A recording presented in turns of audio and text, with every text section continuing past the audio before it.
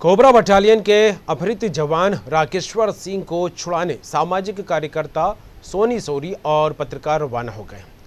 दल नक्सलियों की मांद में घुसकर जवान को छोड़े जाने की अपील करेगा। दल में जेलबंदी रिहाई समिति के सदस्य और स्थानीय पत्रकार शामिल हैं।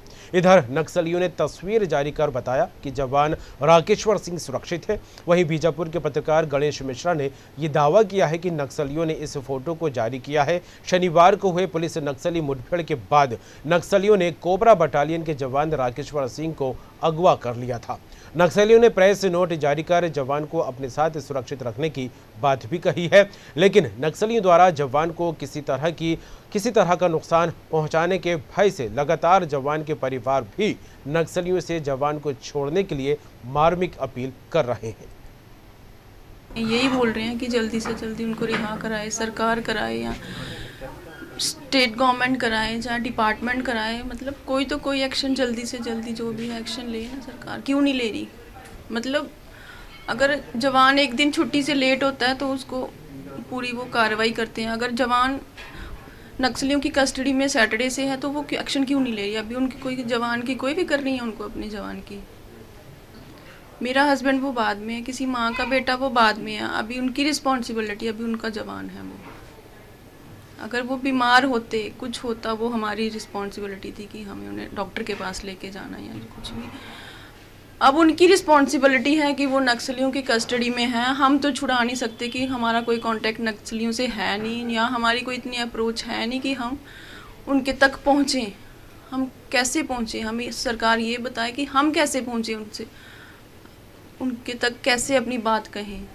सरकार की ये जिम्मेवारी बनती है कि वो जल्दी से जल्दी कोई एक्शन लें, कोई फैसला लें, कुछ करें। देखिए, सरकार और माओवादी के बीच के लिए मैं फिलहाल अभी कुछ नहीं बोल सकती, क्योंकि सरकार कब वो टीम बनाएगी, कब मध्यस्थता के लिए आगे बढ़ेगी, और तब तक के लिए मैं इंतज़ार नहीं कर सकती। जो हमको जो कर सकते हैं अपनी तरफ से प्रयास वो हम जरूर करेंगे। और इसलिए मैं बात करी, जबकि 22 जवान जो शहीद हुए हैं उस समय जब मुख्यमंत्री जी आए, अमित जी आए, और उनके बाद ये कहा कि चले गए कि नहीं, आर पार की लड़ाई लड़ी जाएगी, उनकी खून ऐसी नहीं बहने देंगे। लेकिन उस जवान के बारे में क्या करके गए? हो सके तो यहाँ की सरकार को अभी तक तो बीजापुर जिला में बैठ जाना चाहिए और बोलना चाहिए कि उनको रिहा करो, और क्या आपकी मांग है वो बोलो, ये बोलना चाहिए। सरकार को इस तरह से नहीं दिखता है, और वो सरकार कब करेगी कब नहीं, तब तक हम उस जवान का क्या होगा।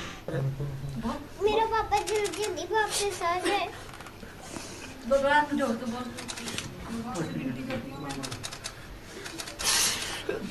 आज मीडिया में ये बात आई है कि उस जवान की 5 साल की बच्ची ने अपने पापा को रिहा करने की बात की है, और नक्सलवादियों ने भी कहा है कि वो हमारे पास में सुरक्षित है, हम उनको छोड़ देंगे। तो मुझे लगता है मानवीयता के नाते अब इसमें कोई बार्गेनिंग नहीं होनी चाहिए। नक्सलवादियों को तुरंत उस जवान को रिहा करना चाहिए, जिससे कि वो अपने परिवार के पास पहुंचे। 22 जवानों की तो बलि हो गई है, परंतु अगर एक जवान बचा है तो उसके परिवार के पास में वो जवान सुरक्षित पहुंचे। ये नक्सलवादियों का भी जिम्मेदारी है कि वो उसको छोड़ दें, और साथ में ये सरकार की भी जिम्मेदारी है कि वो उसका रास्ता निकालकर उस जवान को छुड़वाने के लिए कार्रवाई करें। माननीय मुख्यमंत्री जी ने कल उस पीड़ित परिवार से बात भी किया, और मैं बात सुन रहा था कि माननीय मुख्यमंत्री जी से जब वो अपील कर रहे थे, माननीय मुख्यमंत्री जी ने कहा है कि हम हर संभव प्रयास कर रहे हैं।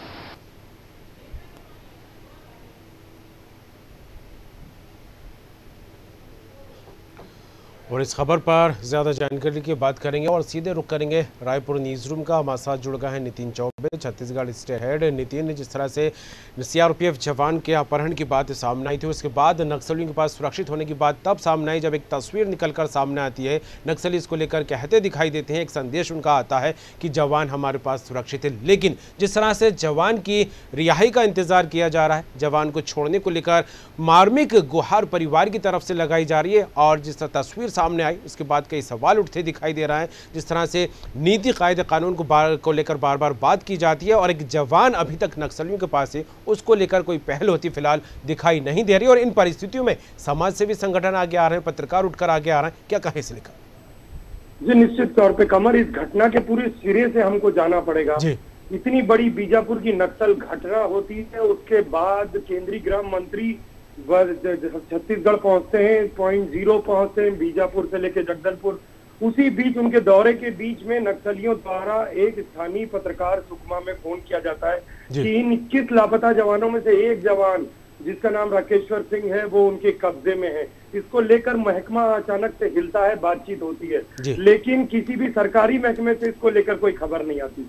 दिन बीत जाता है, एक दिन बीतता है, उसके तुरंत बाद एक मार्मिक मील उस 5 साल की बच्ची, उस पिता की बच्ची और उसकी पत्नी की आती है।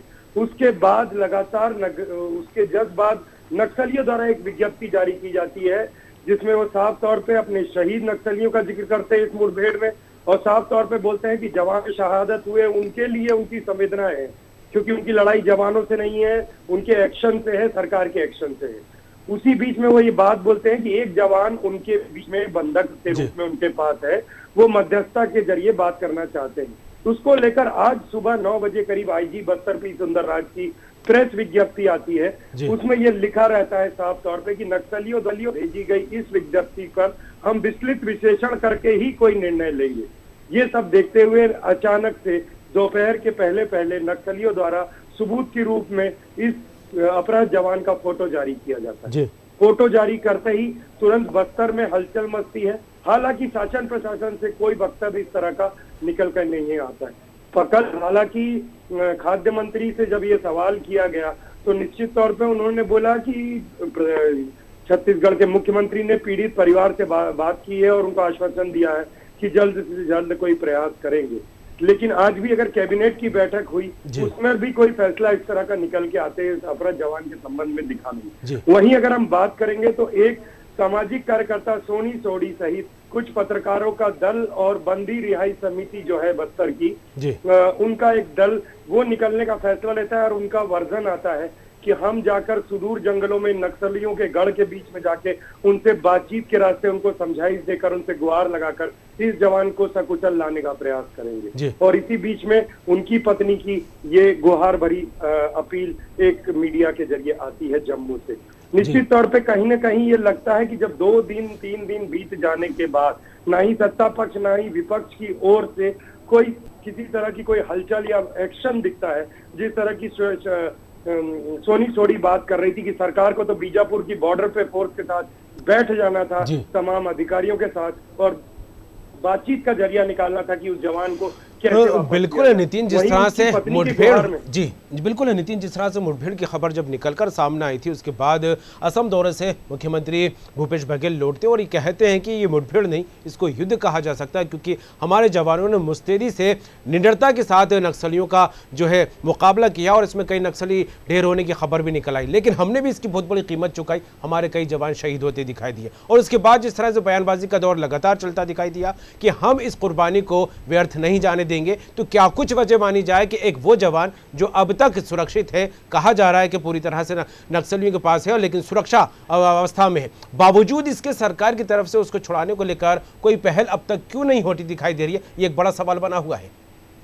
निश्चित तौर पे इस बात का भी सवाल आज पूर्व मंत्री और भाजपा के विधायक ब्रजमोहन अग्रवाल ने ये सवाल खड़े किए कि मार्मिकता के दृष्टि से जहां 20 जवान अपना शहादत दे चुके, अगर एक को बचाने की उम्मीद है तो सरकार को जल्द से जल्द कोई प्रयास करने चाहिए। और उन्होंने नक्सलियों से अपील भी करी, पर निश्चित तौर पे अगर उसकी पत्नी के वक्तव्य को गौर से सुने तो उनका ये कहना है कि अगर सरकार चाहे वो केंद्र की हो या राज्य की, एक दिन में पाकिस्तान के बॉर्डर से उधर से अभिनंदन को ला सकती है, तो उनके ही देश के बीच में छत्तीसगढ़ के जंगलों से माओवादियों के बीच से उसके पति को क्यों नहीं लाया जा सकता? ये एक बड़ा सवाल निश्चित तौर पे खड़ा होता है, चाहे वो राज्य सरकार हो या केंद्र सरकार।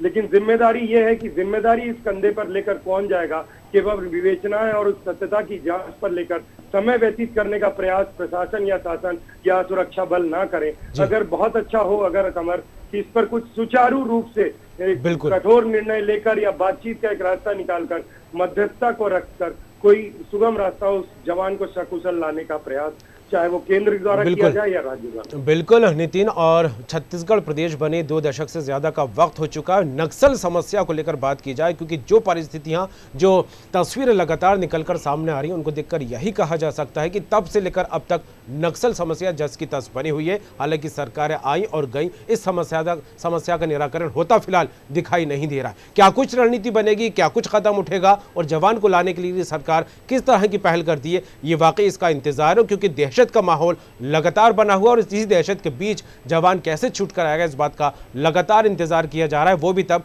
जब मार्मिक अपील परिवार की तरफ से लगातार की जा रही है। फिलहाल जुड़ने के लिए, तमाम बात के लिए आपका बहुत बहुत शुक्रिया। तो आपको बता दें, एक दल नक्सलियों के बीच जो अपहरण किया गया जवान है उसको छुड़ाने के लिए रवाना हो गया है। पत्रकार आ गया है, समाज सेवी आ गया है, और अब ऐसे में देखने वाली बात होगी कि उस जवान को लेकर सरकार की तरफ से क्या कुछ पहल की जाती है, क्या कुछ कदम उठता दिखाई देता है। उसकी एक 5 से 6 साल की बच्ची अपील करती दिखाई दे रही है कि मेरे पापा को नक्सलियों से छुड़ा लिया जाए। खास खबर में फिलहाल इतना ही। दीजिए इजाजत, बाकी खबरों के लिए बने रहिए।